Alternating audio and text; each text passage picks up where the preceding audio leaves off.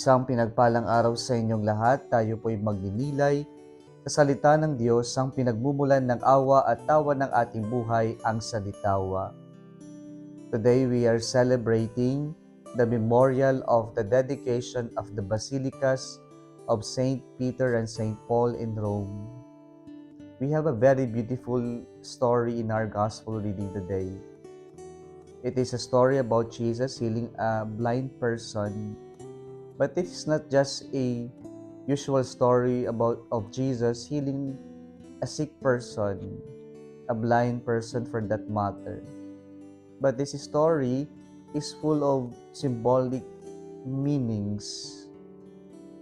Una po, si Jesus ay nasa paglalakbay papuntang Jerusalem at siya po ay nagplanong tumigil o dumaan sa Jericho. At doon po sa Jericho, may isang namamalimos na bulag. Ayon sa description, nakaupo lamang siya sa gilid ng kalsada. Wala siya doon sa may daanan, nasa gilid lang, namamalimos, nakakaawa ang kanyang kalagayan. Familiar sa mga narinig niya doon, yung mga movements, pero sa araw na ito, narinig niya, nalaman niya, na daraan si Jesus. At kaya noong narinig niya ito, nalaman niya ito, ipinagsigawan niya, Jesus, Son of Nazareth, Son of David, have pity on me. At anong nangyari? Pinagbawalan siya ng mga tao nasa paligid. Wala siyang karapatan na disturbuhin ang master, ang maestro. Ngunit hindi siya nagpatinag. Sa kanyang helplessness, hindi siya tumigil. Nakita niya yung pag-asa niya sa Panginoon, kaya ipinagpatuloy niyang nagmakaawa, ipinagsigawan ng pangalan ng Panginoon. Narinig siya ng Panginoon, kaya ngayon, pinatawag siya.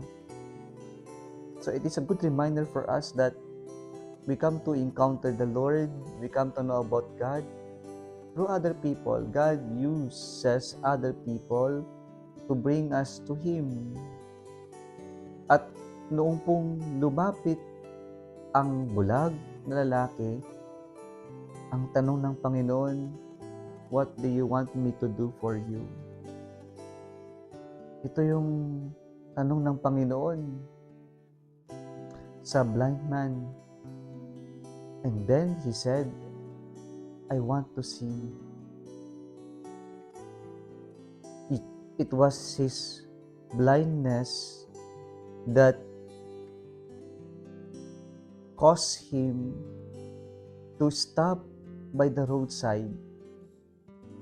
It was his blindness, which is in the eyes of other people, his sins, that made him in his status as a beggar, an outcast, a nobody, a person who was just by the roadside, a person who do not feel he belongs.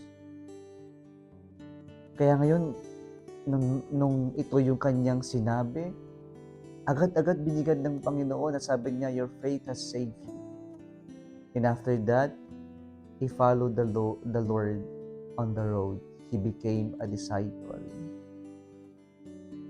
See, my dear brothers and sisters, this is a beautiful story of telling us that we are all beggars. We have our own blindness caused by our sinfulness, of our sins, of our mistakes.